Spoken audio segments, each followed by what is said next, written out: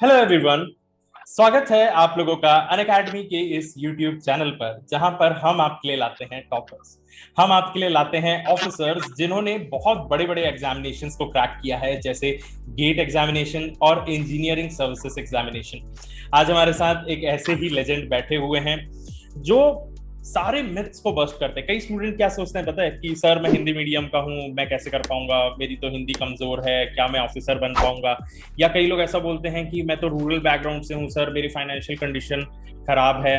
तो आज आपके ये सारे मिथ बस्ट होने वाले हैं कि अगर आपके अंदर वो सपना है, अगर आपके अंदर वो जज्बा है, तो आप किसी भी मुकाम को अचीव कर सकते हैं। आज हमारे साथ सर बैठे हुए। सर सबसे पहले आप अपने बारे में बताइए। मेरा नाम उमाकांत मधुकर टावरे है। मैं पुणे जिले के अवसरी गांव से हूँ, जो कि महाराष्ट्र में है। मेरा स्कूलिंग पुणे डिस्ट्रिक्ट में हुआ है और कॉलेज एजुकेशन पुणे में ही हुआ है। उसके बाद 2016 पास आउट हूँ मैं, और 2017 में मैंने ESE 2017 लिखा, जिसमें मेरा ऑल इंडिया रैंक 31 आया, और उससे मुझे इंडियन रेलवे, जो मेरा फर्स्ट चॉइस था, वो मिला। उसके बाद में मैंने रेलवे ज्वाइन किया 2018 अगस्त में, और मेरा पोस्टिंग हुआ फरवरी 2020 में। अभी मैं करंटली सिकंदराबाद में as a coaching depot officer काम कर रहा हूँ। सिकंदराबाद जो कि हैदराबाद का ट्विन सिटी है, 10 किलोमीटर डिस्टेंस है, तो मैं सिकंदराबाद में हूँ, वर्किंग में। बहुत बहुत सही सर। मतलब स्टूडेंट्स को मैं वही बताना चाहता हूँ कि सर ने इंजीनियरिंग सर्विसेज एग्जाम को क्रैक किया और एक इतने अच्छे पोस्ट, मतलब बोला जाता है कि सबसे हाई प्रेफरेंस पे रहता है इंडियन रेलवेज, उसको ज्वाइन किया सर ने। अपनी पूरी जर्नी, हर एक चीज बताएंगे सर। पर सबसे पहले जो मेरा क्वेश्चन है सर आपसे, कि हाँ। आप सब ये मिथ सबका बर्स्ट करिए कि आप पहले कैसे थे और आज कैसे, आपके अंदर ऐसा क्या चेंज आया। मतलब आप अपने थोड़े बैकग्राउंड के बारे में बताइए, ताकि आप जान सके कि आपका स्ट्रगल कैसा रहा है और आज फिर जैसे आपने इम्प्रूव किया उसके बारे में बताइए। मैं पहले मेरे बचपन की चीज़ों से जानूंगा, क्योंकि वो चीज़ें एक्चुअली बिल्डिंग ब्लॉक है। तो मैं रूरल बैकग्राउंड से हूँ, और फार्मर है मेरे पेरेंट्स। हमारा लैंड ऑलमोस्ट कितना 0.25 एकड़ है, जो कि हम, वो तो ओन्ड है, बाकी लीज लैंड पे काम करते थे। अभी तो मेरा सिलेक्शन होने के बाद में पापा पूरा छोड़ दिए, लेकिन अभी तक मेरा सिलेक्शन होने के बाद में 1 साल तक मेरे पेरेंट्स वही रेंट पे जमीन लेते थे और उसमें काम करते थे। मेरे 3 सिस्टर है, मतलब फैमिली बड़ा है, और तीनों को पापा ने एजुकेशन करवाया इंस्पाइट ऑफ फार्मर। मैनेज करके, खुद का हैप्पीनेस सेक्रीफाइस करके हम सभी को पढ़ाया, और सभी अच्छे अच्छे पोजीशन में काम कर रहे हैं। तो मैं मेरे 4th स्टैंडर्ड से स्टार्ट करता हूँ। एक्चुअली जो मेरा IAS का मोटिवेशन है, मेरा 4th स्टैंडर्ड है। महाराष्ट्र स्टेट में 4th में स्कॉलरशिप एग्जामिनेशन रहता है। उस एग्जामिनेशन में मैं महाराष्ट्र में 4th आया था। उसके पीछे मेरे प्राइमरी टीचर जो मैडम थी, उनका सबसे ज्यादा योगदान है। पेरेंट्स फार्मर रहते हैं, उनको कुछ पता नहीं रहता कि अपना बच्चा क्या कर रहा है, बस स्कूल जा रहा है, तुम्हें क्या चाहिए। तो हमारे टीचर जो सेल्फलेस सर्विस करते हैं, ऐसे टीचर रहेंगे। और ये गवर्नमेंट स्कूल का है, ना कि प्राइवेट स्कूल का। खुद के घर में पढ़ा है हम लोगों को। खुद हमें हमारे मतलब 80 रुपीज का, मुझे पता है, एक बुक आता था, वो परचेस करने के भी पैसे नहीं थे। तो मैडम खुद से बुक्स परचेस करते थे, 500 रुपीज के, खुद के घर में पॉकेट में हम लोगों को देते थे। हम लोग पढ़ते थे, और उसके हिसाब से सिलेक्शन। अभी IAS का मेरा जो एप्टीट्यूड सेक्शन है, उसके लिए मैंने कोई एक्स्ट्रा स्टडी नहीं किया, कुछ भी नहीं किया। जो 4th में हमें एप्टीट्यूड रहता है, डायग्राम से मिसिंग, ऑड मैन आउट, ये जो रहता है, वो उसका कॉन्फिडेंस अभी भी मुझे, कोई भी कॉम्पिटिटिव एग्जाम, बैंक्स दे लो, या हम कॉलेज में कोई प्लेसमेंट के लिए जाते हैं, एप्टीट्यूड का मुझे बिल्कुल डर नहीं, क्योंकि मैंने उस टाइम जो पढ़ाई किया, उस पर इतना कॉन्फिडेंस है कि अभी भी कौन सा भी एग्जाम रहे, उसका एप्टीट्यूड सेक्शन में आराम से निकाल, क्योंकि वो बिल्डिंग ब्लॉक है, वो मेरा कॉन्फिडेंस का मतलब उसकी वजह से मुझे फुल कॉन्फिडेंस है। उसके बाद में 5th स्टैंडर्ड में आया, तो नवोदय का एग्जाम रहता है। उसमें भी पूरे डिस्ट्रिक्ट से 40 लोग सिलेक्ट होना है। रेसिडेंशियल फ्री में रहता है, इतना पता चला फ्री में रहता है, और हमारे लिए बड़ा अपॉर्चुनिटी गवर्नमेंट का है। तो फिर स्कॉलरशिप तो बढ़िया था, 5th स्टैंडर्ड में गवर्नमेंट स्कूल में ही पढ़ा। फिर नवोदय का एग्जाम दिया, तो सेम लॉजिक, 60 मार्क्स का एप्टीट्यूड, 40 मार्क्स का मैथ्स एंड हिस्ट्री साइंस रहता था। तो मुझे गारंटी था 60 आउट ऑफ 60, क्योंकि वो बेस जो बना था। और हर बार मैं कोई भी एग्जाम रहे, मैं किसी से नहीं, मैडम से पूछता था, मैडम मुझे इसमें डाउट है, तो मैडम क्लियर कर देती थी। तो मैं नवोदय में सिलेक्ट हुआ। फिर 5th स्टैंडर्ड से 12th स्टैंडर्ड तक मैंने नवोदय में मेरी पढ़ाई करी। तो नवोदय में आ गया, तो वहाँ पे जनरली क्या है, टीचर्स के, मतलब जो कलीग्स रहते हैं, मैक्सिमम बैकग्राउंड अच्छा रहता है, टीचर्स के बच्चे ज्यादा रहते हैं। तो वहाँ पे हम तो 5th स्टैंडर्ड तक पढ़े, जो गांव में, वहाँ हमें ABCD इतना तो आता था। लेकिन इंग्लिश का जो है, बिल्कुल जीरो। मुझे इंग्लिश का कुछ नहीं, मतलब खाली नाम नाम लिखना। इवन मुझे मेरा नाम का स्पेलिंग जो है, उमाकांत का जो स्पेलिंग है, मैं 7th स्टैंडर्ड में मुझे पता चला कि मेरा स्पेलिंग ये है। मैं लिखता था UAMAKANT, एक्चुअली UMA होना है। तो मुझे इंग्लिश टीचर ने बताया तुम्हारा नाम उमाकांत है मराठी में, तो उसको इंग्लिश में ऐसा होता है। और उस टाइम इतना डर सा बैठ गया। मैं 5th 6th 7th स्टैंडर्ड तक ऐसा, 6th 7th 8th स्टैंडर्ड तक ऐसा था कि हर सब्जेक्ट में 90+ मार्क्स आएंगे, और इंग्लिश में 60 70 75 एट मैक्स जाएंगे तो जाएंगे 75, क्योंकि उसमें CBSE में कैसा 55 मार्क्स का ऐसे ऐसा रहता है। क्वेश्चन में जो पूछा है वो वर्ड में ऐसे में मिलेगा, उसके आगे वाला पीछे वाला एक एक लाइन लिखना है, बस खत्म, वो आंसर खत्म, ऐसा रहता था। तो इंग्लिश में इतना डर था कि मुझे व्हाट व्हेन हाउ वेयर ये इसका पता ही नहीं चलता था। खाली मैं ऐसे वैसे बाकी कुछ भी लिखता था। ग्रामर में भी कुछ ना कुछ, क्योंकि ऑप्शन रहते थे, कुछ तो तुक्का लगाएंगे, कुछ ना कुछ हो जाएगा। फिर मतलब उसकी वजह से मेरा रैंक आता था 6th 7th रैंक आता था, मैक्सिमम मेरा 6th रैंक है, उससे ज्यादा मेरा रैंक नहीं गया। बुरा लगता था कि हम 5th स्टैंडर्ड तक टॉपर आने वाले लोग, हम में है पोटेंशियल, लेकिन इंग्लिश क्यों नहीं आ रहा है। फिर मैंने 9th स्टैंडर्ड में नवोदय का ये बेस्ट रहता है, राजीव गांधी का जो नवोदय है, इतना बेस्ट सिस्टम है कि हमें माइग्रेशन का सिस्टम है कल्चरल एक्सचेंज के लिए। गवर्नमेंट चाहता है कि देश के अपने अलग अलग हिस्सों के लोग आपस में मिले जुले। हमारा कैसा था, पुणे जो सिविलाइज इसमें है, पूरा कल्चरली डेवलप्ड है, इंडस्ट्रियली डेवलप्ड है। महाराष्ट्र का पुणे का हमारा माइग्रेशन रहता था झारखंड के चाकुलिया में, जो कि टाटा नगर से ऑलमोस्ट 150 या 200, मुझे याद नहीं आ रहा है, इतना डिस्टेंस दूर है। पूरा रूरल एरिया स्कूल हमारा नवोदय पुणे का 33 एकड़ का, फुल फैसिलिटीज अमेनिटीज। झारखंड का ओनली 2.5 एकड़ वाला, जहाँ पे इतना वर्स्ट कंडीशन, हमें पता नहीं था। लेकिन ये पता था कि मुझे सुधार लाना है, मेरे गलतियां सुधारना है, तो मुझे कुछ ना कुछ चेंज करना पड़ेगा। और वहां पे माइग्रेशन जाने के लिए जनरली ये रहता था कि हमें विलिंगली कोई नहीं जाता था, ड्रॉज निकाले जाते थे। और ड्रॉज निकालने के बाद में कुछ लोग जिनको नहीं जाना है, आप रिजिग्नेशन दे के या छोड़ के घर चले जाओ, क्योंकि आप माइग्रेशन पे नहीं जा रहे तो आपको छोड़ के जाना पड़ेगा नवोदय। मैंने ठान लिया कि नहीं, मैं विलिंग नहीं जाऊंगा। मैंने डिसाइड किया, मैं झारखंड में गया, उधर भी सेम यूनिट टेस्ट रहता था, उसमें भी बाकी सब्जेक्ट में 90+ या 25 मार्क्स का रहता है, 23 24 आएंगे, इंग्लिश में 12 13। तो वहाँ के टीचर्स में मतलब बढ़िया टीचर्स थे, उन लोगों को पता चल गया, इंग्लिश प्रोफेसर को पता चल गया कि ये बंदा बाकी सब्जेक्ट में टॉप कर रहा है लेकिन इंग्लिश में वीक है।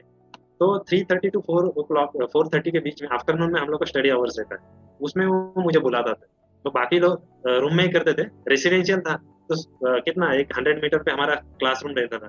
तो क्लासरूम में ला के हमें बिठा के पढ़ने बोलते थे, ये है, आपको क्या डाउट है। तो कॉन्फिडेंस जो बूस्ट किया उन्हीं प्रोफेसर ने किया। तो वहाँ पे धीरे धीरे मेरा 25 में से मार्क्स जो 13 आते थे 18 पे जाने लगा, 20 तक जाने लगा। फिर फाइनल एग्जाम जब हुआ 9th स्टैंडर्ड का, उसमें मुझे खुद का मार्क्स 75 मार्क्स आया इंग्लिश में। मुझे उस टाइम सोशल साइंस में 97 मार्क्स आए थे, लेकिन मुझे बुरा लगा था कि मेरा 3 मार्क्स क्यों गया, टीचर ने क्यों काटा 3 मार्क्स। और सर ने मुझे बताया कि तुमने 4 में से 3 पॉइंट लिखा है, 1 पॉइंट नहीं लिखा है, उसके लिए तुम्हें 3 मार्क्स काटे। उसका इतना बुरा मतलब लगा बुरा, लेकिन 3 मार्क्स काटे। और इंग्लिश में 75 मार्क्स जो आए उसके लिए मैं नाच रहा था, क्योंकि ये मेरे खुद के थे। मैं बिलीव नहीं कर सकता 75 मार्क्स जो मेरे लिए एक नाइटमेयर रहता था कि मैंने 75 मार्क्स, मेरा कॉन्फिडेंस बहुत बूस्ट हो गया। फर्स्ट सेमेस्टर में 75 आया, सेकंड सेमेस्टर में 78 आ गया। उसके बाद में फिर झारखंड से मैं पुणे नवोदय में आ गया।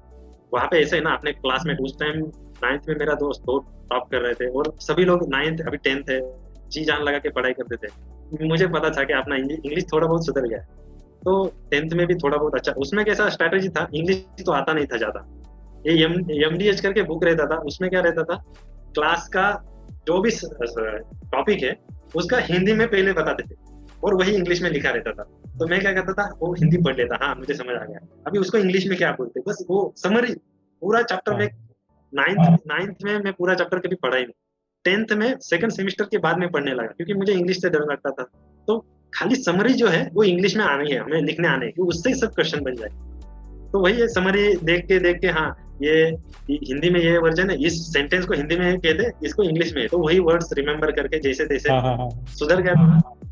तो सितंबर अक्टूबर में पूरा सिलेबस खत्म हुआ और एग्जाम आ गया हमारा। जैसे अभी 10th है, बोर्ड है, तो जल्दी सिलेबस खत्म होता है और हमारा एक मॉक टेस्ट रहता है। तो मॉक टेस्ट में 85 मार्क्स आ गए इंग्लिश में, मैं क्लास में 3rd आ गया। तो मुझे पता था बाकी में हम मार देंगे, खाली इंग्लिश जो हमें बस इंग्लिश ही एक इशू था। तो प्रोफेसर भी जो नए प्रोफेसर आए थे सुधाकर सर, उन्होंने भी ग्रामर, क्योंकि ग्रामर में ईज वॉज टेंस ही समझ में नहीं आता था, तो पहले कभी पढ़े नहीं है, past tense, present tense, tense, future tense और उसमें कंटिन्यूअस, ये कुछ पता नहीं था। तो भैया थोड़ा सा ग्रामर में भी, ग्रामर का क्वेश्चन है कि वही मार्क्स बढ़ाएंगे, तो उससे फिर बढ़ाया। फिर सेकंड टेस्ट में 93 मार्क्स आए। उस टाइम मैंने नवोदय का जितना भी रिकॉर्ड था, मतलब मॉक टेस्ट का, इवन बोर्ड का रिकॉर्ड तोड़ दिया। और फाइनली जब 10th का बोर्ड दिया, उसमें मैंने 95.40% मार्क लेके रीजन में टॉप किया, इंग्लिश में भी रीजन में टॉप किया। ये मेरे लिए सबसे बड़ी उपलब्धि थी कि इंग्लिश में मेरे मन में जो था, न्यूनगंड जैसे रहता है हमारे मन में कि मैं नहीं कर पाऊंगा, तो इंग्लिश का जो था, मेरे डर था मेरे अंदर, मुझे बोलने तब भी नहीं आता था, मुझे लिखना आता था। सेम कॉलेज में भी सेम हालत था, मतलब वही बात है, आपको मेहनत करनी पड़ेगी। आप कहीं भी रहो, आपको इंग्लिश खराब है, आपको मैथ्स खराब है, आपको कोई भी सब्जेक्ट खराब है, आपको करना पड़ेगा उस चीज के लिए मेहनत। करना पड़ेगा, कोई चीज मतलब आप मान अपने आप नहीं आ जाएगी। नहीं आता, हाँ, अपने आप उड़ के नहीं आ जाएगा। हाँ। अच्छा सर, मेरा एक सवाल ये है कि मतलब मैं एकदम जेन्युइन सवाल पूछ रहा हूँ। कई लोग बचपन से नहीं किए रहते हैं मेहनत, ठीक है, अब इंजीनियरिंग के बाद जैसे कोई टाइम आता है और सोचते हैं कि अब मेरे को तैयारी करनी है, और उनके लिए अगर इंग्लिश कंस्ट्रेन है, तो आपको क्या लगता है उस समय क्या करना चाहिए इंग्लिश में अगर बाधा आ रही है तो? देखो, जैसे आप इंजीनियरिंग पढ़े हो, मुझे इंग्लिश बिल्कुल बोलने नहीं आता था। इवन मेरा इंजीनियरिंग हुआ इवन ईएससी की प्रिपरेशन के लिए, और ईएससी की प्रिपरेशन में मैंने मान लिया था कि इंटरव्यू मेरा खराब जाएगा, क्योंकि मुझे इंग्लिश नहीं आता, उधर इंग्लिश बोलना पड़ेगा। तो मैंने प्रीलिम्स में, मेरा हैंड राइटिंग, मेरा दूसरा वीकनेस है हैंड राइटिंग, तो मुझे पता था कि मुझे रिटर्न में भी बहुत अच्छा मार्क्स नहीं आएंगे, तो बचता क्या है प्रीलिम्स। तो मैंने प्रीलिम्स का इतना तगड़ा प्रिपरेशन किया था, मैंने सोचा कि प्रीलिम्स में बाकी कैंडिडेट से मुझे 30-40 मार्क्स का लीड रहना है, मेंस में मैं एवरेज मार्क्स स्कोर करूंगा, और इंटरव्यू में जो 30-40 मार्क्स है वो मुझे सेव करेंगे। मैंने मान लिया आउट ऑफ 200 जो ईएससी का इंटरव्यू रहता है, 100 मार्क्स लाऊंगा तो मेरा 100% सिलेक्शन, ये मेरा स्ट्रेटेजी था, 100% हो जाएगा। और उसी हिसाब से मैंने प्रिपरेशन भी किया था, मतलब मेरा स्ट्रेटेजी था। लेकिन इंटरव्यू में हुआ अलग ही। इंटरव्यू में गया, मैं सोचा था कि मॉक इंटरव्यू देते हैं हम लोग, मॉक इंटरव्यू दिया मैंने, और उसमें मुझे, आप बिलीव नहीं करोगे, आउट ऑफ 200 मुझे 60 मार्क्स दिए हैं। इतना मॉरली डाउन हो गया था मैं। हाईएस्ट मार्क मिला है मुझे मॉक इंटरव्यू में 96। अच्छा। और ईएससी का जो फाइनल रिजल्ट आया उसमें मुझे 120 मार्क्स आए, क्योंकि मेरा वो इंटरव्यू हिंदी में हुआ था। अच्छा, मतलब उस टाइम लिटरली नहीं आता। और सभी के मन में मिथ रहता है कि ये यूपीएससी पैनल वाला डराते। सबसे फ्रेंडली मुझे जो आदमी मिले हैं, यूपीएससी का पैनल सबसे बेस्ट पैनल रहता है, सबसे फ्रेंडली पैनल रहता है। अंदर जाने के बाद आपको कंफर्टेबल करते हैं। फर्स्ट उन्होंने पूछा, आ जाओ बैठो, डरो नहीं, आपको कौन से लैंग्वेज देना, इंग्लिश में देना है, हिंदी में देना, आपकी मर्जी है। सर को मैं क्या बोला कि सर मैं टेक्निकल चीजें इंग्लिश में बोलूंगा, बाकी के कॉमन जनरल चीजें है कि मैं हिंदी में बोलूंगा। तो सर बोले ठीक है। मेरा मैक्सिमम क्वेश्चंस भी इंग्लिश में पूछते थे, कुछ चीजें हिंदी में बताता था, कुछ चीजें जो टेक्निकल, कोई भी इंजीनियरिंग किया है तो हमें बेसिक चीजें तो इंग्लिश में ही पढ़ते हैं। स्ट्रेस, इंजीनियरिंग पूरा हम लोगों का इंग्लिश में ही है, इंग्लिश में ही रहता है। तो हमें टेक्निकल टर्म्स तो आते ही है कंपलसरी, खाली जीएस का कुछ क्वेश्चन पूछते हैं, पर्सनल बारे में कुछ पूछते हैं, क्योंकि हमें क्या है, हम इंग्लिश में, मैं बोल रहा हूँ इसके लिए बोल रहा हूँ जिसको इंग्लिश नहीं आता है। हमारा कैसा रहता है, हम इंग्लिश में वर्ड ढूंढने लगते हैं कि हाँ इसको क्या बोलते हैं। पहले तो मन में आना चाहिए ना, मन में आएगा फिर आप लिख पाते, तो वो मन में आना पड़ेगा। तो हिंदी या आपका कोई भी लैंग्वेज हो जिसमें आपको जो फर्स्ट सटीक शब्द बोलते हैं ना, सटीक एकदम एग्जैक्ट वर्ड जो दिल को छू जाए, मतलब डेप्थ रहता है ना, सिमिलर या वैसा वर्ड मिले तो कुछ मतलब नहीं है। हमें डेप्थ वाला कि हमें जो क्वेश्चन पूछा है वो उसके सामने वाले के मन को लगे, मन को भाई कि हाँ एकदम डेप्थ में बताए ये वर्ड, वो हम अपने लैंग्वेज में बता सकते हैं। तो उसके लिए डरने का कोई जरूरत नहीं है। हर किसी को, आपको नहीं भी आता है इंटरव्यू में हिंदी तो कोई बात, इंग्लिश नहीं आता है, आप आराम से इंग्लिश हिंदी में बोल सकते हैं। पैनल मेंबर इतना बेस्ट रहता है, क्योंकि मेरा एक्सपीरियंस नहीं है, मेरे कलीग्स का भी है, सभी लोगों को क्वेश्चन यही पूछते हैं, आप कंफर्टेबल करते हैं, आपको हिंदी इंग्लिश नहीं आता है, हिंदी में बोलो। ये मिथ है सबके मन में, इंग्लिश नहीं आता है वो भूल जाओ, उससे कुछ फर्क नहीं पड़ता है, आपको इंग्लिश नहीं आए। मतलब ऐसा कुछ नहीं है कि यूपीएससी आपसे मेन है कि नॉलेज चेक करना चाहता है, चाहे वो मीडियम कोई भी रहे, चाहे वो मीडियम कोई भी रहे, आपसे बस वो नॉलेज आपका चेक करना चाहता है कि आप कितना अच्छे से अपना जो भी आपने नॉलेज गेन किया है उसको समझा पाते हैं।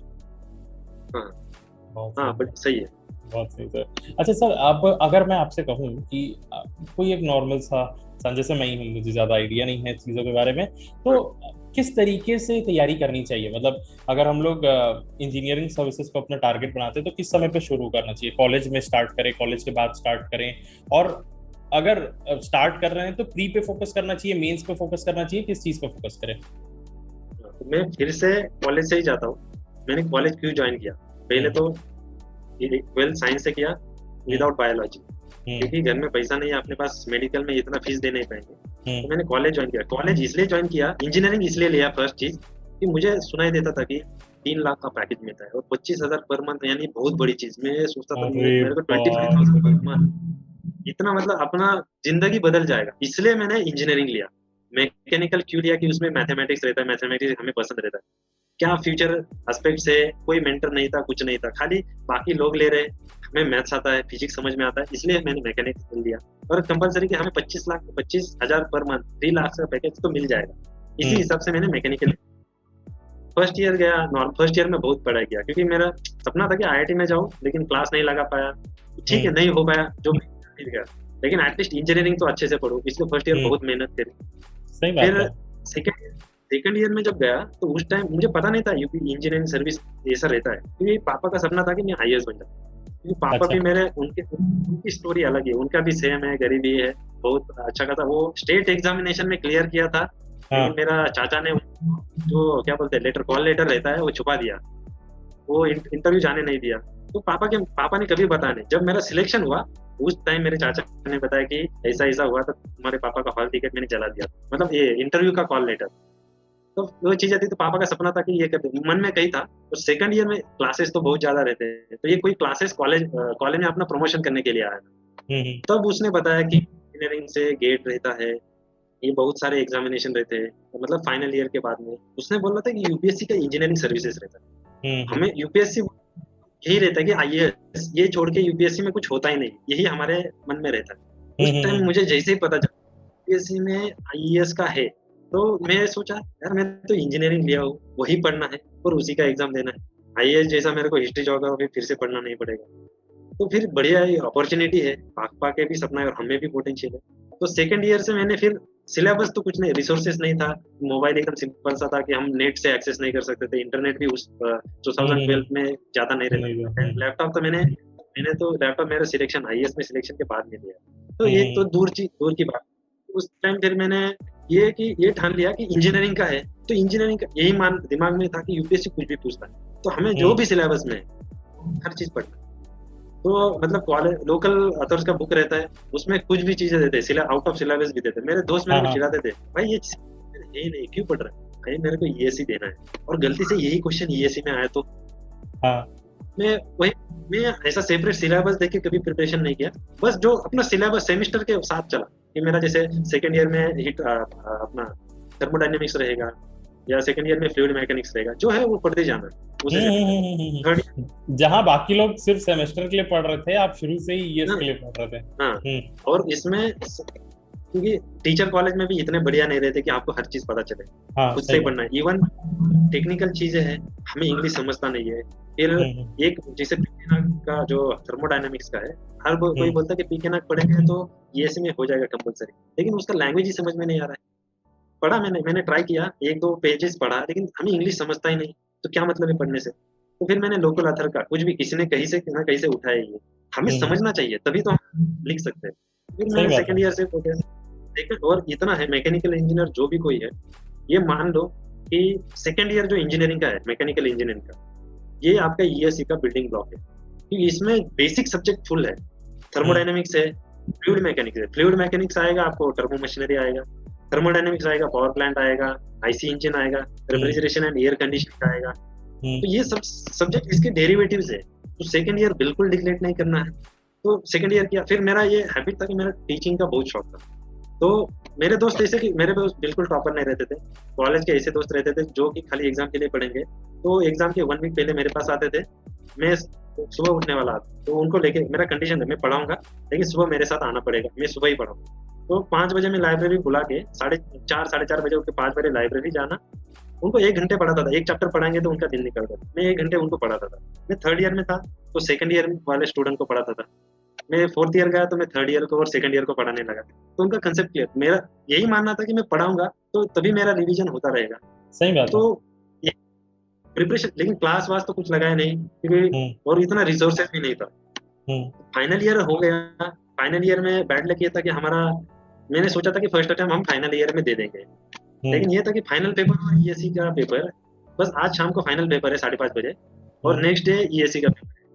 पुणे से मुंबई जाना है, हमारे पास कुछ रिसोर्सेस नहीं है, कुछ नहीं, कैसा हम्म। एटलीस्ट रिवीजन कुछ तो होना है। तो उस साल हम नहीं कर पाए। तो फिर मैंने सोचा छोड़ दो, और उसी टाइम मैंने ठान लिया कि ठीक है, अभी इंजीनियरिंग हो गया, अभी सेल्फ स्टडी करते हैं।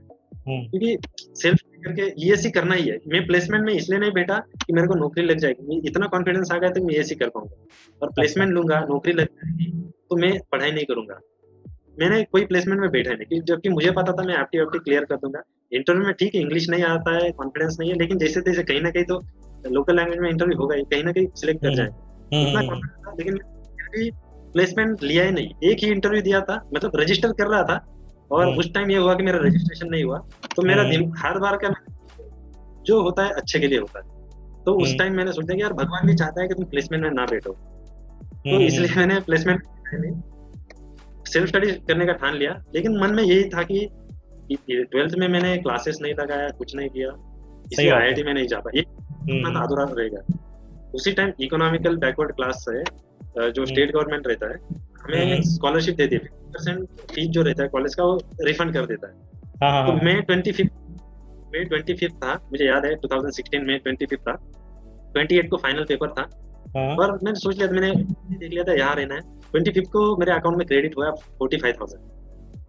मैं सोचा यार पैसे तो आ गया।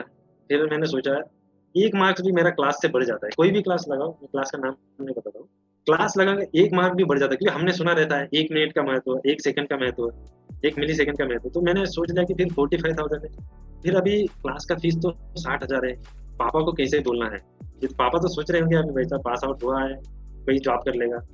फिर मैंने पापा को बोल दिया, सर पापा पैसा आ गया है और मैं चाह रहा हूँ कि क्लास लगाओ, लेकिन उसमें 15,000 है। पापा थोड़े गुस्सा हो गए, बोले तुझे अभी पैसा चाहिए, तुम मुझे, पापा का बिल्कुल कभी जिंदगी में मना नहीं किया, लेकिन पापा का ऐसा रहता था, तुम मुझे 1 महीना पहले बताओ कि मुझे टाइम मिले, मैं कहीं से अरेंज कर दूँ। अभी तुम बोल रहे सही हो बात। कि 2 दिन में एडमिशन तो बैच फुल हो जाएंगे। फिर मैं पापा को बोला कि अभी आया पैसा, कैसे करना है। तो पापा बोला ठीक है कोई ना, तू क्लास में जाके बात कर ले, मैं बाकी का पैसा बाद में देता हूँ। पापा ने कहीं से अरेंज किया, अभी तक पता नहीं कहाँ से जुगाड़ किया कि 12,000, 3,000 महीने में कॉलेज में देने के लिए, पूरा महीने का उनका कहीं से सेविंग करके महीने का 3,000 कॉलेज में मिलता था, उसमें हॉस्टल और खाने का था। फिर इधर कैसे करना है। पापा ने जैसे तैसे अरेंज किया। मैंने ये ठान लिया कि पापा ने हमारे लिए इतना किया है, इसी सिचुएशन में दिया है, तो हम पापा का 1 रुपया वेस्ट नहीं करें। क्लास में भी मैंने जी तोड़ के मेहनत किया, और मेरा कलीग जो है, मेरे साथ मेरा 3 लोग सिलेक्ट हुआ है। मतलब हम नवोदय में, मेरा क्लासमेट जो था उसका ईयर 97 आया मैकेनिकल साथ में, और एक उसका क्लासमेट था जो कॉलेज ऑफ इंजीनियरिंग पुणे, उसका ईएससी में 15 रैंक आया, गेट में 3rd रैंकर था वो, प्रदीप बोबड़े। तो ये फॉर्चुनेटली ये मेरे क्लास में साथ में थे। तो हम तीनों में मिलकर इतना, तीन और एक दोस्त था, हम लोगों का 4 लोगों का इतना बढ़िया ग्रुप बन गया। हम लोगों ने प्रिपरेशन में ठान लिया कि भाई इसी साल निकालना है। इंग्लिश नहीं आता कोई दिक्कत नहीं, क्योंकि टेक्निकल चीजें पूछ रहे हैं, तो टेक्निकल का प्रिपरेशन क्लास में। और बहुत लोगों का ऐसा रहता है कि पास आउट हो जाऊंगा, फिर मैं 1 साल क्लास कर लूंगा, उसके बाद में मैं प्रिपरेशन कर लूंगा। लेकिन मेरे पास एक ही ऑप्शन था, जो भी कुछ है यही 1 साल है, करना है इसी 1 साल में। अभी पास आउट हुआ, क्लास भी करना है, प्रिपरेशन भी करना है, तो रूटीन अपना फिक्स, जिंदगी में कुछ नहीं, खाली पढ़ाई, ओनली पढ़ाई। सुबह 6 बजे से रात के 9 बजे तक मेरा टाइम, 10 बजे सो जाता। सुबह 6 बजे स्टडी स्टार्ट होना है तो 5 बजे उठना, ये रूटीन रहता था। क्लास में बढ़िया मेरे 8 घंटे 9 घंटे का क्लास रहता था। और मेरा जो मानना था कि 1 मार्क्स जो बढ़ेगा, लिटरली मैं बताता हूँ, क्लास की वजह से मेरा बहुत बेनिफिट हुआ। क्लासेस या मेंटर, क्लासेस ही रहना जरूर है, कुछ लोगों विदाउट क्लासेस भी किया, लेकिन मेंटर रहता है, कहीं ना कहीं से उनको रिसोर्सेज मिलता है। जैसे आईआईटीएंस अभी नॉर्मल कॉलेज से पास आउट हुआ, तो उसको कॉलेज में कुछ बेसिक पता नहीं रहता है। मुझे स्वाम, मटेरियल साइंस, ये इंटर रिलेटेड सब्जेक्ट है, जो कि आपको मटेरियल का पता चलता है कि ब्रिटल मटेरियल, हमें क्लासिफिकेशन रहता है, क्रिस्टलोग्राफिक डिस्ट्रीब्यूशन कैसा है, क्या है, तो उससे स्वाम कैसा है, फेल, स्वाम में फेल हो रहा है, तो मटेरियल साइंस में पढ़ रहा है, ये थ्योरी है, ये ब्रिटल मटेरियल है, ऐसे फेल होगा, तो रियलिस्टिक हमें दिखता है।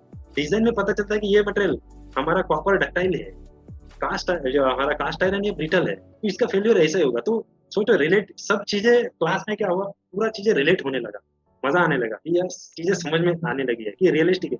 ये कोई भी चीज देखता हूँ तो इंजीनियरिंग एस्पेक्ट में ये ऐसा है, इसका ग्रेन स्ट्रक्चर ऐसा, ये फेल होगा तो ऐसा होगा, इसको खींचेंगे तो ऐसा।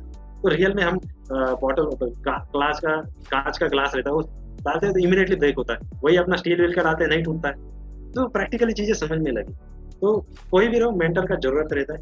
प्रिपरेशन जून में क्लास ज्वाइन किया था, दिसंबर तक प्रिपरेशन। अभी आते हैं मेरे प्रिपरेशन की स्ट्रेटेजी, जो कि बहुत लोग इसमें, कुछ लोगों का स्ट्रेटेजी क्या रहता है, पढ़े आज ये कंसेप्ट हुआ पढ़ना है और हजारों क्वेश्चन लगाने हैं। ये सबसे गलत स्ट्रेटेजी।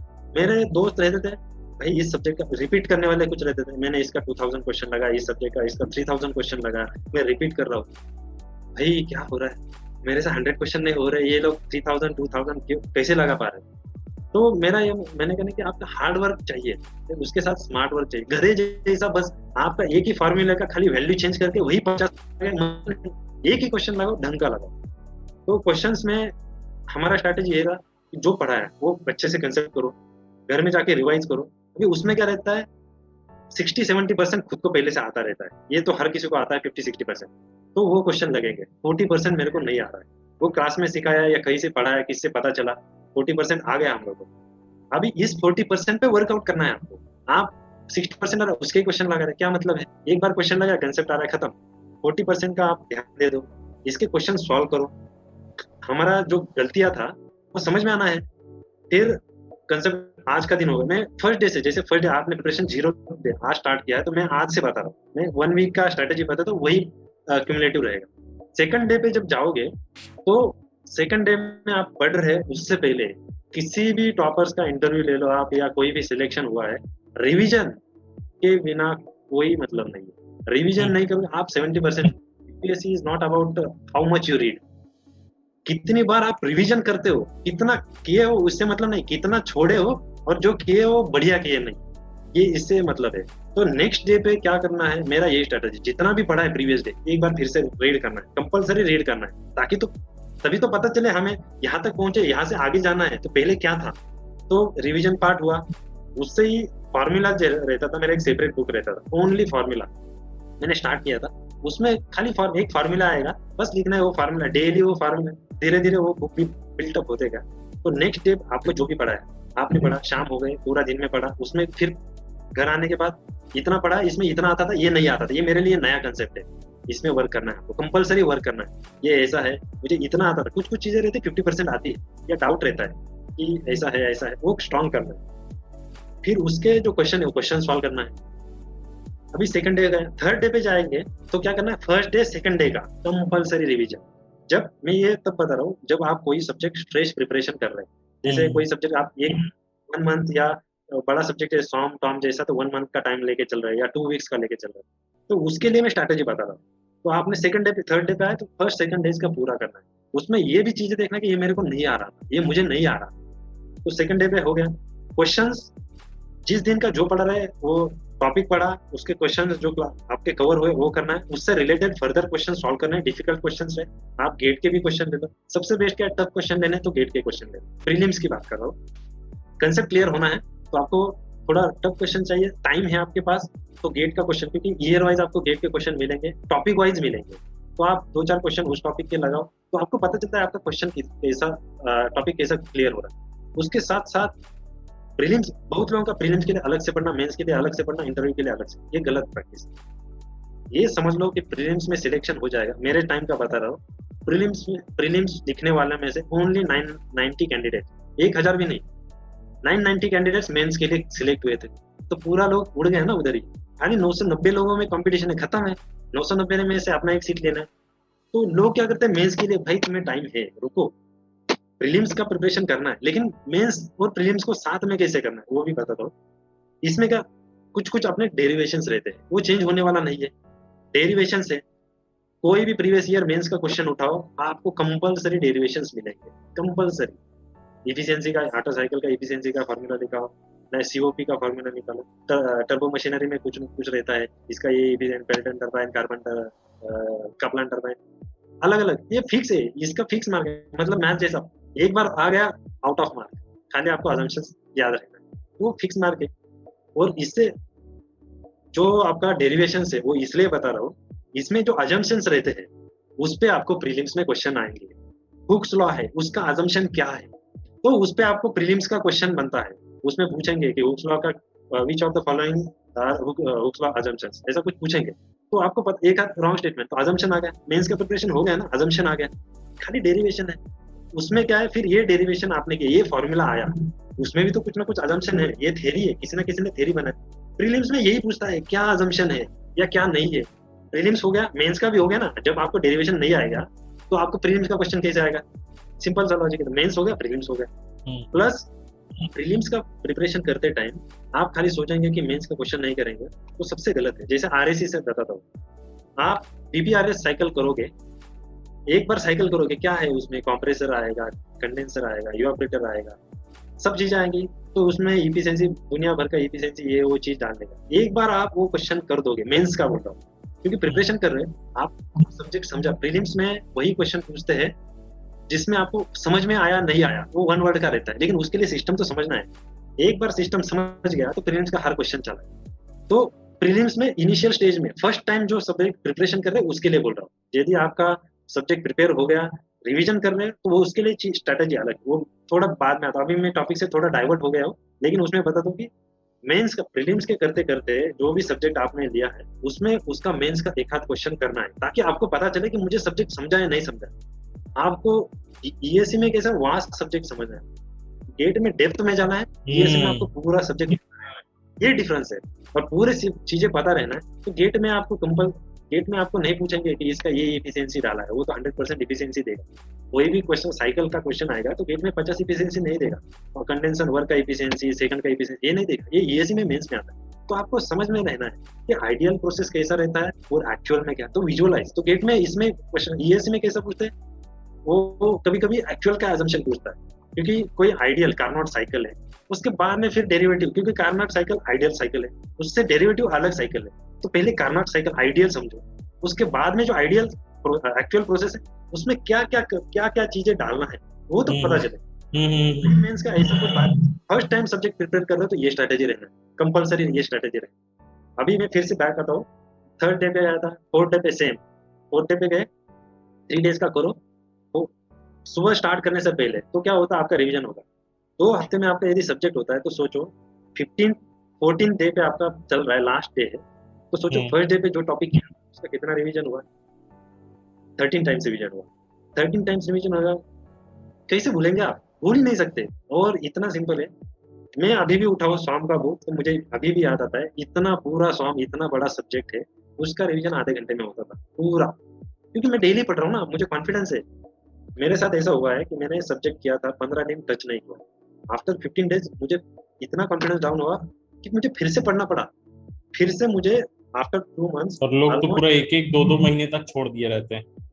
तो ये सबसे बड़ा गलती है। अभी फर्स्ट सब्जेक्ट खत्म हुआ, जैसे मेरा अभी सॉम हो गया, अभी मैं दूसरा सब्जेक्ट चलता टॉम पे, दूसरा सब्जेक्ट चालू हुआ, तो स्ट्रेटेजी देखो, मैंने जो सब्जेक्ट पढ़ा है उसका जो मैंने कुछ ना कुछ मैं फॉर्मूला लिख रहा हूँ, वो तो डेली फॉर्मूला का तो कोई आपको ऑप्शन ही नहीं है, डेली आप फॉर्मूला पढ़ेंगे तो सब्जेक्ट के टच में रहेंगे। प्लस क्या है, वो जो सब्जेक्ट पढ़ा है उसका शॉर्ट नोट निकाला है तो निकालो, नहीं तो क्या करो, आज के दिन में मैं इस नया सब्जेक्ट का इतना इतना पढ़ूंगा, उसके अलावा जो सब्जेक्ट हुआ है उसका कुछ नोट्स निकालता हूँ। नहीं तो मार्केट में क्या होता है, रेडीमेड सब्जेक्ट वाइज आपको नोट्स, शॉर्ट नोट्स मिलते हैं। 2 ऑप्शन है, एक तो मार्केट का शॉर्ट नोट्स ले लो, और उसमें क्या करो, आपको कुछ नया चीज आया है, समझ में आया है जो इसमें नहीं है, उसमें डालो, वो आपका बाइबल होगा।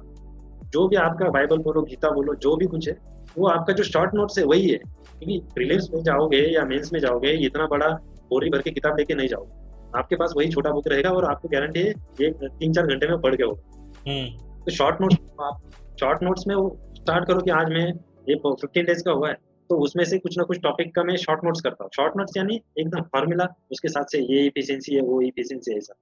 फिर भी जो सेकंड सब्जेक्ट चल रहा है उस टाइम आपको फिर से ये करना है कि मैं आज के दिन में मैं पहले 4 टॉपिक का फिर से पढ़ लेता हूँ। क्योंकि हमने क्या किया होता है, एक 15 डेज रिवीजन किया है, कुछ ना कुछ तो आता है, उस टाइम क्या फिर रिवीजन कर रहे हैं, क्या है, पढ़ते टाइम में हमने बड़ा बड़ा क्वेश्चन किया, मेंस का क्वेश्चन किया, बाद में क्या करना है, अभी प्रीलिम्स ओरिएंटेड शिफ्ट होना है, तो उसमें क्या करना है, पढ़ते टाइम आपको क्या करना है, टॉपिक का हेडिंग समझना है, उसमें डेरिवेशन रहता है, ये फॉर्मूला आ गया, बाद में आपको डेरिवेशन पे ज्यादा फोकस नहीं करना है, रिवीजन कर रहे हैं तो अभी डायरेक्टली फॉर्मूला आ गया, उसका assumption क्या है, बीच का डेरिवेशन छोड़ दो, फार्मूला पे फिर कुछ नया कंसेप्ट में है, उसका एग्जांपल क्या है, एप्लीकेशन क्या है, उस पे फोकस दे दो, बाकी छोड़ना है, फिर स्किप करना स्टार्ट करना है। रिवीजन तो कर रहे हैं, लेकिन क्या कर रहे हैं आप, मेंस का पार्ट अभी स्किप कर रहे हैं, या क्या करना है, रिवीजन कर रहे हैं, इतनी बार पढ़ा है तो ये डेरिवेशन में दिमाग में आता था, हाँ ये डेरिवेशन है, तो सोचो इसमें क्या assumption क्या है, हुक रखना है, हाँ ये है, इसमें ये assumption है, ऐसा ऐसा है, इसमें ये दो फार्मूला, इसको क्लब करके बस हर डेरिवेशन में या किसी में भी एक हिंट रहता है कि वो आपको पता चल जाएगा ना, किसी भी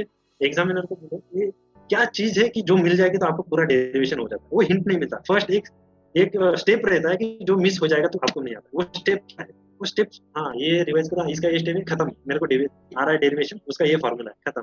रिवीजन ऐसा करना है। तो सेकंड सब्जेक्ट का भी सेम, डेली पढ़ना है, शाम को आपका जो टफ टॉपिक था वो पढ़ना है, उसका क्वेश्चन सॉल्व करना है, प्लस पुराना जो टॉपिक किया है आपने उसका रिवीजन इतने बार हुआ है, कॉन्फिडेंस आ गया है, तो नया सब्जेक्ट जो स्टार्ट किया है उस टाइम आपको डिसाइड करना है कि अभी मेरा वो फर्स्ट सब्जेक्ट कंप्लीट हो गया है। तो हम क्या करते हैं, अभी तक क्या किया था, चैप्टर वाइज प्रिपरेशन किया था, अभी क्या करना है, हमें रैंडमली ईएससी नहीं तो गेट का क्वेश्चन पेपर उठाना है, कहीं का भी उठाओ, नहीं तो किसी क्लास वाला रहेगा, कहीं से मटेरियल मिलेगा, सब्जेक्ट का क्वेश्चन मिलेगा आपको, सब्जेक्ट के क्वेश्चन मिलेंगे, तो उसमें क्या करो, उस सब्जेक्ट का वो क्वेश्चन अभी आपने प्रिपरेशन किया, समझो कि आप एग्जाम दे रहे हो, अभी खत्म, आपने इतना 15 दिन मेहनत किया, अभी कुछ ना कुछ तो चेक करने का बनता है ना, तो आप चेक करना स्टार्ट करो, एग्जाम दे रहे हो ऐसा सोचो और क्वेश्चन सॉल्व करना स्टार्ट करो। अभी क्या है, आपका पूरा कलेक्टिव आ जाएगा, एक टॉपिक पढ़ते हैं, शाम को जाते क्वेश्चन सॉल्व करते सॉल्व होता है, लेकिन 15 दिन बाद, क्योंकि आपने फर्स्ट दिन पे जो किया अभी तो वो नहीं कर रहे हैं ना, क्वेश्चन भी सॉल्व नहीं किया, तो आप आके अभी क्वेश्चन सॉल्व करो, एक बार ये क्वेश्चन आप सॉल्व करके तभी आपको पता चलेगा कि कुछ ना कुछ टॉपिक आपका फिर भी वीक है, समझ आया, कुछ ना कुछ टॉपिक आपका वीक है, तो ये बाकी जो हुआ छोड़ दो, वो तो उसका रिवीजन हुआ है, जो वीक है उस पर वर्कआउट करना, प्लस इसमें नहीं सॉल्व करना है तो भाई ये सब्जेक्ट का 1000 क्वेश्चन है, 1000 क्वेश्चन सॉल्व करना है, गधे जैसा काम नहीं करना है। मेरा स्ट्रेटेजी रहता 10 मिनट, अभी आप कोई भी क्वेश्चन, बच्चों का कैसा रहता है कि मैं क्वेश्चन सॉल्व करूंगा तो मैं एग्जाम तो नहीं लिख रहा हूँ, मैं मेरा पूरा टाइम होगा, गलत है। आप 10 क्वेश्चन ले रहे हैं, जैसे मैंने क्लास लगाया था तो हमारे दोस्तों का स्ट्रेटेजी रहता था, क्लास के बीच में 10 मिनट का भी गैप है तो ये 10 प्रीवियस ईयर क्वेश्चन ले लो, सीरियल नंबर ये से ये 10 क्वेश्चन है, ईएससी में हर क्वेश्चन 1.2 मिनट्स रहता है, तो 12 मिनट है 10 क्वेश्चन जितना होता है, टाइम देख के टाइम के हिसाब से सॉल्व करना है, उसमें लिखते टाइम मतलब ये सबसे बड़ा मेरा नुस्खा है कि आप क्वेश्चन कैसे लगा रहे हैं उसका, तो उसमें क्या आप सॉल्व कर रहे हैं तो आपको पता रहता है कि ये मेरे को 100% आता है, 1 to 10 लिखो, ये फर्स्ट क्वेश्चन का ये ऑप्शन आपको आता है, आप लिखो ये ऑप्शन है, आपको पता है ना आता है, 100% श्योर हो, ये कैटेगरी का क्वेश्चन रहेंगे, 2-3 क्वेश्चन ऐसे रहेंगे, तो उसमें ऐसा रहेगा कि आपको डायलेमा है, आता है लेकिन कंफ्यूजन है, स्लाइट कंफ्यूजन है, तो उसमें क्या करना है आपको, 6 एग्जाम में रहता तो मैं क्या छोड़ तो नहीं दूंगा उसको, ऐसा नहीं है कि मैं छोड़ दूंगा, तो मेरे को क्या लगता है कि इसका ये ऑप्शन रहेगा, मैं वो ऑप्शन लिखूंगा, लेकिन ऑप्शन मतलब जो आंसर है उसके नीचे अंडरलाइन करूंगा, उसके नीचे अंडरलाइन करूंगा ये क्वेश्चन है कि जिसमें मुझे डाउट है, और फिर से एक आध क्वेश्चन ऐसा रहेगा कि जिसका बिल्कुल हवा नहीं लगता, तो वो क्वेश्चन स्किप कर देना, मतलब नहीं आता है तो क्यों फालतू में, एग्जाम लिख रहे हो तो आपको 0.33%, 33% आपको नेगेटिव मार्किंग 1/3 लॉस हो जाएगा, तो एग्जाम लिख रहे हैं, फिर ये 10 क्वेश्चन होने के बाद में चेक कर रहे हो आप चेक कर लो, आंसर नहीं देख रहे हो उससे चेक कर लो, जो आपको आता था, कभी कभार जो आपको आ रहा है उसमें से भी गलत होता है, समझो, तो वो चीज, हाँ मेरा ये गलत हो गया, पहला तो जो जाना नहीं था, अपना है खुद का मार्क्स है वो चला गया, ठीक है, कुछ में आपको डायलेमा रहता है कि मेरे को ये डाउट है, तो वो डाउट क्लियर करना है अभी कि ये 2 क्वेश्चंस का मैं इसमें था, डायलेमा में था, इसका ये आंसर है, वो कंसेप्ट क्लियर कर लो आप, फिर वो कहाँ पे पढ़ा था, उस सब्जेक्ट का आपके पास मटेरियल लेना है, वो पढ़ना है आप, ये कंसेप्ट क्लियर करो, कॉन्फिडेंस तभी आएगा ना, और जो नहीं आता है वो सोचो कि वो सिलेबस वाला है, प्रीवियस ईयर में आपको ऐसा भी मिलेगा, 2000 के या 2010 वाले क्वेश्चन देखेंगे तो कुछ फैक्चुअल चीजें, आउटडेटेड चीजें जो अभी पूछते नहीं, उसमें मेहनत क्यों लगाना है, अभी एक आध टॉपिक है जिसमें से 10 साल में एक क्वेश्चन आता है, उसके लिए आप क्या पूरा इतना टाइम वेस्ट कर दोगे क्या, वो मतलब आपको एग्जाम क्लियर करना है, पीएचडी नहीं करना है, तो वो टॉपिक स्किप कर देना, लेकिन आप क्या कर दो, दिमाग में आता है, जैसे मुझे अभी भी याद है फ्लूइड कपलिंग में हमारे इसमें हाइड्रोडायनामिक कपलिंग रहता है, इसमें तो वो टॉपिक ऐसा रहता था, क्लचेस रहते हैं, हाइड्रोलिक क्लचेस ऐसा, वो टॉपिक मैंने टर्बो मशीनरी में कभी पढ़ा ही नहीं, क्योंकि आपको ऑब्जेक्टिव में प्रीवियस ईयर बहुत क्वेश्चन मिलेंगे, लेकिन उसका रिले रिले रिसेंटली क्वेश्चन नहीं आ रहा है, टेक्नोलॉजी चेंज हो गया, ऑटोमेटिक क्लचेस वचेस पूरा चीजें आ गया, तो इस पे लोग क्यों क्वेश्चन पूछेंगे? वो स्किप कर दो, अभी टाइम वेस्ट नहीं करना। अभी ये हो गया कि मैंने क्वेश्चन सॉल्व किया 10, अभी मैंने क्या किया या मेरे दोस्तों ने, मतलब जो मेरे साथ करते हैं और जिनका सिलेक्शन हुआ, ये हमारा स्ट्रेटेजी। बाकी लोगों का स्ट्रेटेजी बताता हूँ। ये लोग क्या करेंगे, 10 क्वेश्चन किया, चेक किया, ये सही हुआ, ये गलत हुआ, अरे यार मेरे 10 में से 5 सही आए, मेरा 8 सही आए, 2 गलत हुए, चेक ही नहीं करेगा। फिर उसी टाइप का और 50 क्वेश्चन लगाएगा। गधा जैसा काम करके कुछ फायदा है? आपका मतलब जो वही कंसेप्ट वही एकदम क्वेश्चन को स्ट्रांग, बार बार करते रहना, रिपीटेटिव नेचर के जो करने रहते का हैं, जरूरत उससे बिल्कुल आपका नहीं है। प्रोग्रेस नहीं आएगा। यही तो बात है। और जब अभी ये जो क्वेश्चंस किए थे मैंने बीच बीच में, जो क्वेश्चन बोल रहा हूँ कि सेकंड सब्जेक्ट चल रहा है, फर्स्ट सब्जेक्ट का मैं क्वेश्चन लगा रहा हूँ, ये क्वेश्चन को मैं हाईलाइट करके रखूंगा जिसमें मुझे डाउट था, और जो नहीं आ रहा है, यदि वो कंसेप्ट मुझे पता नहीं था और उस पर क्वेश्चन आ सकता है, तो वो क्वेश्चन कंसेप्ट में पढ़ूंगा। और उसके बाद में जब मैं सेकंड सब्जेक्ट कर रहा हूँ, बीच में तो रिवीजन चल रहा है फर्स्ट सब्जेक्ट का, फिर 4-5 दिन बाद फिर से वही क्वेश्चन जो मुझे नहीं आ रहे थे ना, वो क्वेश्चन मैं फिर से लगाऊंगा। वो क्वेश्चन लगाऊंगा, उसमें चेक करूंगा, अभी मेरे 3 क्वेश्चन गलत हुए थे, 3 में से फिर से 2 सही आएंगे, ये गलत होगा, कंपलसरी होगा। अभी इसमें क्या है, इसमें क्वेश्चन कौन सा जो गलत हुआ, असर्शन रीजन वाला, ईएससी में एक प्रीलिम्स में आता है, 30 क्वेश्चन आते हैं, सभी लोग इससे डरते हैं। ये मेरे को, यही मेरा सबसे बड़ा पॉइंट है, मुझे बिल्कुल डर नहीं लगता था कि असर्शन रीजन क्या है। असर्शन रीजन का क्वेश्चन आपको नॉलेज रहने से नहीं आता है, कॉन्फिडेंस रहने से आता है, और आपका इनर सेंस, सिक्स सेंस क्या बोलता है। इनिशियली मेरा असर्शन रीजन पूरा गलत होता था, पूरा गलत होता था। जब मैंने, मेरा ये स्टडी का स्ट्रेटेजी है, फिर असर्शन रीजन मुझे पता चल गया कि इसका ऐसा है कि ये सी एंड डी ऑप्शन, जिसमें से ये सही है ये गलत है, नहीं तो मतलब उसमें रहता है 4 ऑप्शन रहता है, कि उसमें सी ऑप्शन रहता है कि वो first option is true, second is false. D option रहता है first is false, second is true. तो वो तो फिक्स है, यदि आपको पता है ये सही है तो फिर लग जाता है। प्रॉब्लम उसमें आता है ए एंड बी ऑप्शन में, दोनों सही है लेकिन ये इसका रीजन है या नहीं है, असर्शन रीजन में सब गड़बड़ वही होता है।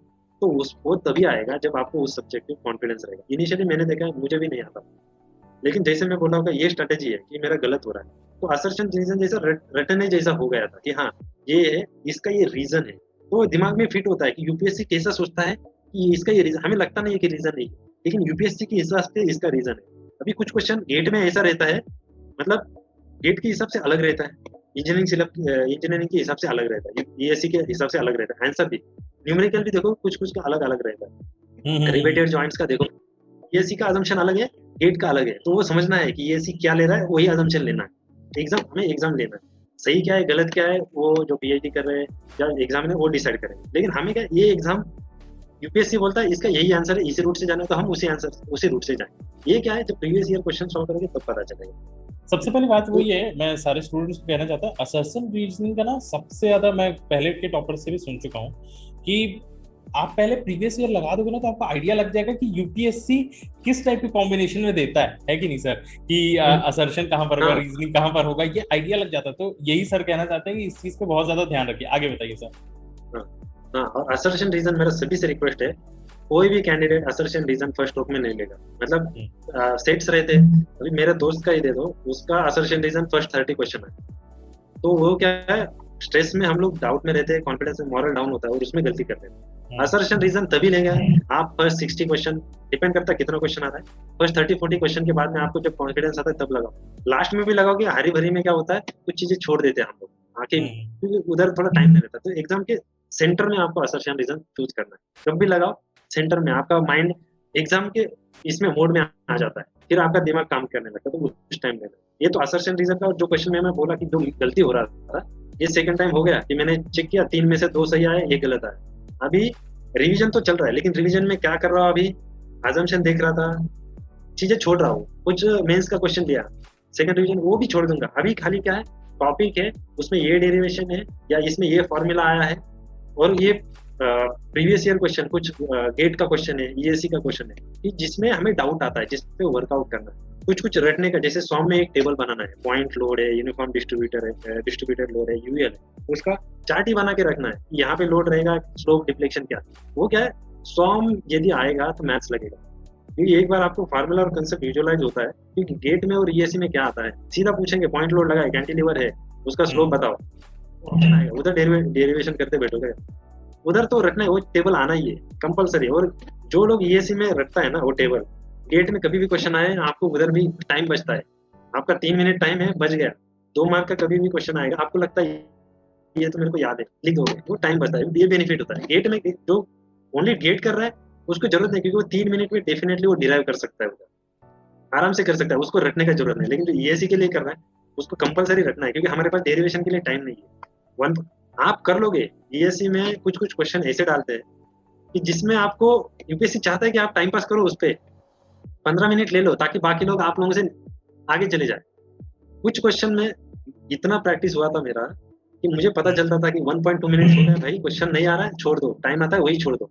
पूरा कवर होने के बाद टाइम मिलता है तो उस क्वेश्चन को मैं मार्क कर देता, सर्कल कर देता था, ये यहाँ तक पहुंचा हूँ, मेरे पास टाइम बचता है तो मैं इसको सॉल्व कर दूंगा, आएगा मुझे, लेकिन टाइम वेस्ट नहीं कर पाऊंगा। तो ये स्ट्रैटेजी है। अभी सेकंड सब्जेक्ट चल रहा है, सेकंड सब्जेक्ट कर रहे हैं, उसके साथ साथ फर्स्ट सब्जेक्ट का भी आपका ये स्ट्रैटेजी होगा, आप रिवीजन हो गए, शॉर्ट नोट्स बन गया, फॉर्मूला रिवाइज कर रहे हैं। थर्ड सब्जेक्ट के पास जाओगे तो उसमें क्या आपका शॉर्ट नोट्स बन गया होता है सेकंड फर्स्ट सब्जेक्ट का, उसमें आपको फिर क्वेश्चन लगाने का जरूरत नहीं, आप रिवीजन कर रहे हो तो डिसाइड करो, क्योंकि आपका सेकंड सब्जेक्ट हो गया, फर्स्ट सब्जेक्ट सेकंड सब्जेक्ट का स्टडी हो गया।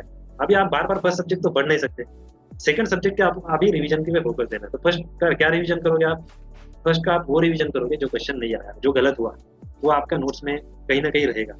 शॉर्ट नोट्स में जब भी क्वेश्चन लगाऊंगा, मेरे शॉर्ट नोट्स में ये भी क्वेश्चन आता था कि ये मेरा गलत है, मैं बार बार बोल रहा हूँ, शॉर्ट नोट्स में ये डाल दूंगा कि मैं इतना बड़ा बुक फिर से क्यों ढूंढूंगा उस सब्जेक्ट के लिए, मैं उतना बुक कैरी नहीं कर पाऊँ, तो शॉर्ट नोट्स में वो डाल दूँ।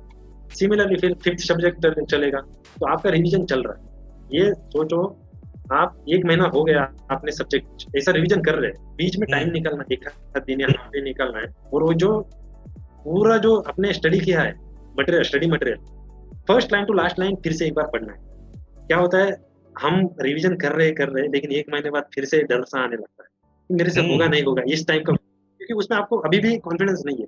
फिर और संडे जनरली जो क्लास कर रहे हैं संडे फ्री रहता है, रेस्ट रहता है, तो संडे में जनरली हाफ डे डिसाइड करो ये सब्जेक्ट का मैं पूरा, और इतनी बार रिवाइज कर चुके होते हैं आपका 2 घंटे 3 घंटे में हो जाता है। लिटरली मैं बोलता हूँ स्वाम का सबसे ज्यादा मेरा नोट्स था, और स्वाम का मेरा 2 या 3 घंटे में होता था, आराम से होता था।